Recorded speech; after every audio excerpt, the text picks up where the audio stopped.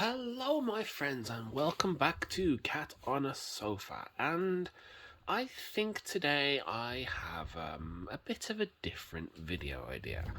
Uh, I've been staring at my collection for about 5 minutes now, and nothing was screaming out to me of anything I wanted to cover, to showcase.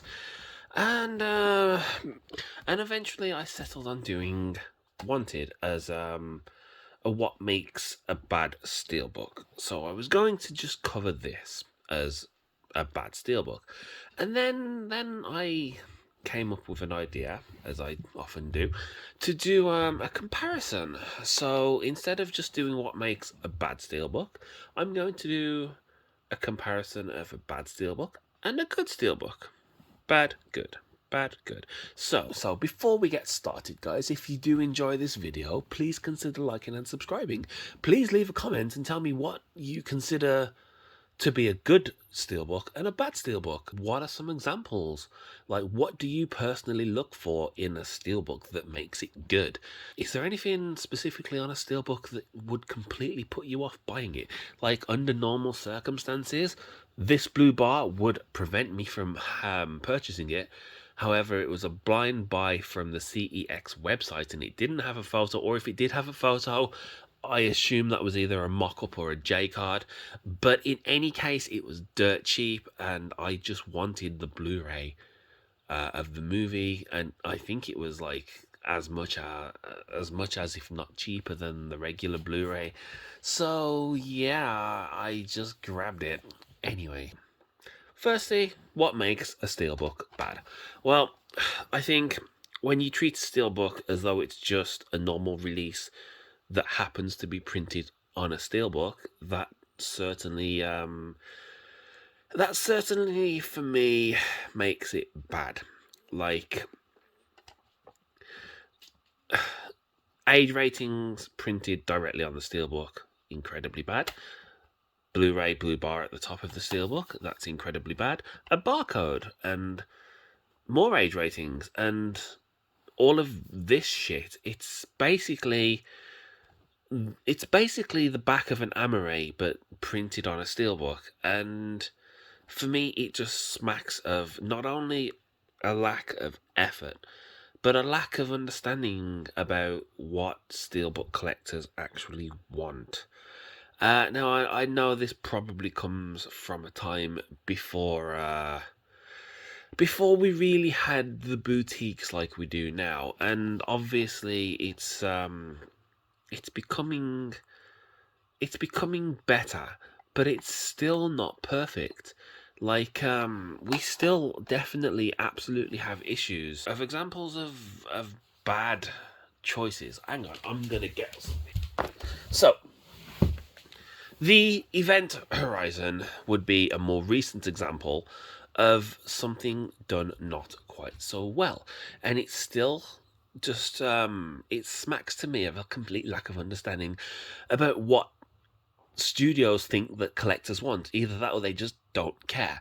So this is the slipcover to Event Horizon, and it has age ratings printed on it. It has the 4K Ultra HD bar at the top for no reason whatsoever. And while being from the UK, the age ratings, even though they are starting to bother me, that's more because people keep pointing them out. I think because I'm from the UK and I've just grown up my entire life with seeing age ratings on every single VHS, DVD, Blu-ray, and now 4Ks and steelbooks and everything in between, you kind of become slightly numb to their existence until people really start pointing them out. I'm getting to the point now where I think, if nothing else, they should be omitted from the front of especially steelbooks. But that being said, the 4K banner being printed on the slip, there's no reason that it can't just be on a J card. And it's not the only example. The two recent Marvel releases that Xavi got the exclusive for are just the same. They're incredibly overpriced at £50 with a banner on the top and printed age ratings for it was Doctor Strange 2 and what's the other one? Thor Love and Thunder. I don't know if any more like it, but it's becoming a bit of a nasty trend and I don't like it. So yeah, this is an example of probably the worst steelbook in my collection. I'm not a huge fan of the Snatch one either, but at least that doesn't have all this shit on it. So yeah, so all that being said, what is an example of a good one? Now, I had plenty to choose from here. I could have gone with any number of Mondos or high-end premiums. I decided to go with the World's End Everythingblue release as as an example. It's all nice and glossy, nice and shiny. It has a debossed title, and I guess you would call all of these embossed because like the whole back panel has been debossed, and then these are raised above.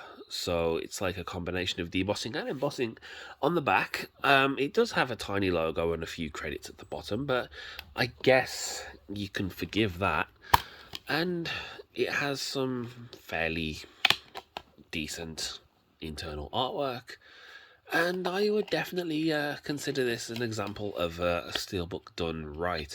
It shows that care has been taken to make something pretty, something that people would want in their collection. And this is an example of just something that is just a box with a movie in it. This is a collector's item. This is supposed to be a collector's item. I do think that the box cheapens it somewhat, which is a real shame because everything else in the release, the steelbook is really nice. Even though it's just flat matte, like I've said before, not everything needs to be spot glossed. However, I think a lot of fun could have been had with this design. All of the veins in the eye and probably parts, if not most of the eye, could have also been spot glossed, and I think that would have looked so much nicer. But as it goes, it's a fairly nice release. It's just, it falls short on the slip as far as I'm concerned, which is a shame because it could have been like better. So yeah, I don't think I have a whole lot else to say about the topic really, guys. So yeah, guys, those are just a few thoughts I have on what I consider to be a good steelbook and a bad steelbook. And I think I might make this a regular series. Let me know if anyone is still watching at this point in the video. Would you like to see more videos like this one? Shall I give it a different name to Cat on a Sofa, because I seem to be just adding everything to the Cat on a Sofa playlist, and I do think I might need a little bit more variety. Yeah, any updates for the channel? I have ET that has been charged but not dispatched yet, so that should be coming soon. And if I can actually afford to get all of next week's releases, we have The Driver, which I've never seen, but I have it on good authority. Well, I have it on some authority that it's worth watching. We have the Pulp Fiction due next week. I thought that was due later in December, but it's not. What else? Not a steelbook, but is it iCroupier?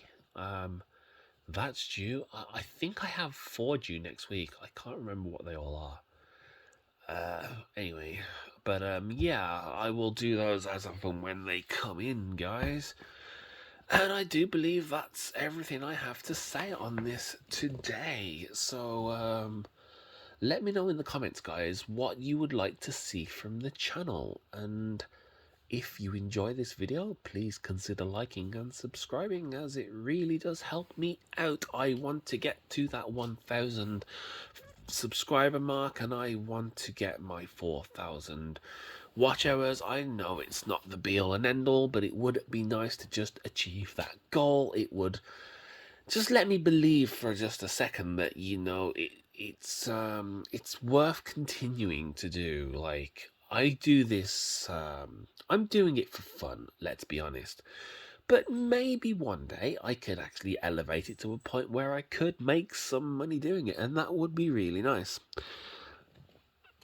So yeah, I think that's about all I have today, guys. So I shall see you next time.